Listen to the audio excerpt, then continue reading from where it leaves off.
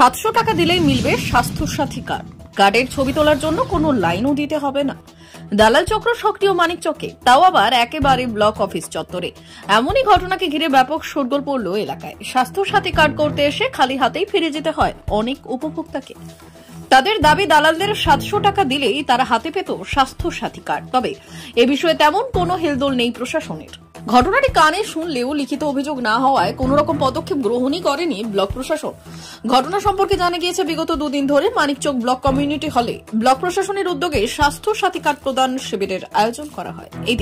এই শিবিরে ধরমপুর, নূরপুর ও মানিকচক অঞ্চলের বেশ কিছু বাসিন্দা কার্ড করতে আসলে তাদের আবেদনের মেয়াদ উত্তীর্ণ হয়েছে বলে শিবির থেকে ঘুরিয়ে দেওয়া হয়। তবে এই শিবির থেকে বেরোতেই বেশ কিছু দালাল তাদের দেখতে পেয়ে বলে 700 টাকা দিলেই তাদের তৎক্ষণাৎ স্বাস্থ্য সাথীর কার্ড করে দেওয়া হবে। রীতিমতো হতভম্ব হয়ে পড়েন উপভোক্তারা।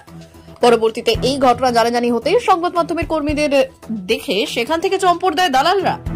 স্বাস্থ্য সাথী কার্ড তৈরিতে ব্লক অফিস চত্বরে যে দালাল চক্র সক্রিয়, সেই বিষয়ে তারা স্পষ্টভাবে জানিয়েছে। নূপুরের গৃহবধূ আশা খাতুন এই সম্বন্ধে কি জানিয়েছেন শোনাবো। কোথায় এসেছিলেন? এইখানে ব্লকে। কি বললো ওখানে?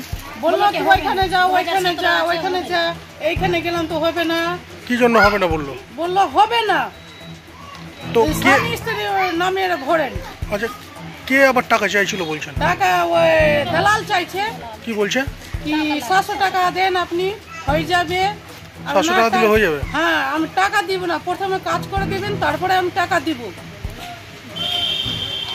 আপনার মতো আরো কাকে কাকে বলছিল? সবাইকে বলছি, 5-6 জনকে বলছি। যাদের মানে সরকারি ভাবে হবে না, কিন্তু টাকা দিলে হয়ে যাবে? টাকা দিলে হয়ে যাবে। না লক্ষ্মী ভান্ডার হয়, না স্বাস্থ্য সাথী কার্ড হয়, কিছু হচ্ছে না। তাহলে কি দালাল চক্র চলছে স্বাস্থ্য সাথীতে? হ্যাঁ, স্বাস্থ্য সাথী দালাল চলছে তো, দালালই চলছে। না চললে তো এভাবে তো কাট হবে না। আপনাকে বলেছে সরাসরি? হ্যাঁ, চিনতেন? বললো কি 700 টাকা দেন হয়ে যাবে। কে উনি? যে বলেছে তাকে চিনতেন? হ্যাঁ। এর আগে দেখেছেন ওনাকে? না, আমরা দেখিনি। মানে ওখানে এসে দেখলাম, ওখানে ঘোরাফেরা করছিল? হ্যাঁ, ওইখানে ঘোরাফেরা করছে সব দালালগুলা।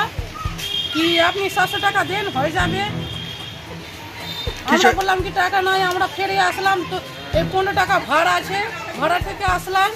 এখন সকাল থেকে খাইনি, কিছু খাইনি। কোথা থেকে এসেছেন আপনারা? নূরপুর সামারপুর থেকে এসেছি।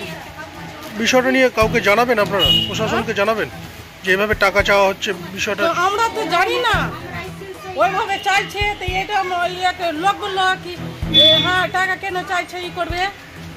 তো আমরা বলছি ভিডিওকে পাইছি, তো ভিডিওকে পাই না ধরে। ওদের জন্য এক হাতে 10টার সময় এসছি, ভিডিও আসবে, ভিডিও নয়। আমরা আসি, ফের বললাম কি ঘুষ দিয়ে হবে, তো ঘুষ দিয়ে হচ্ছে না, টাকা চাইছে কেউ। কি নাম আপনার? আমরা আশা খাতুন। স্বাস্থ্যসাথী কার্ড নিয়ে দালাল চক্র আমি বলতে পারবো না কে করছে। যদি সেটা আমি জানতে পারি তাহলে তো আমি প্রশাসনিকভাবে তার ব্যবস্থাটা নেব। এই ঘটনাগুলো অনেক সময় ঘটে থাকে যে প্রশাসন পর্যন্ত জানে না।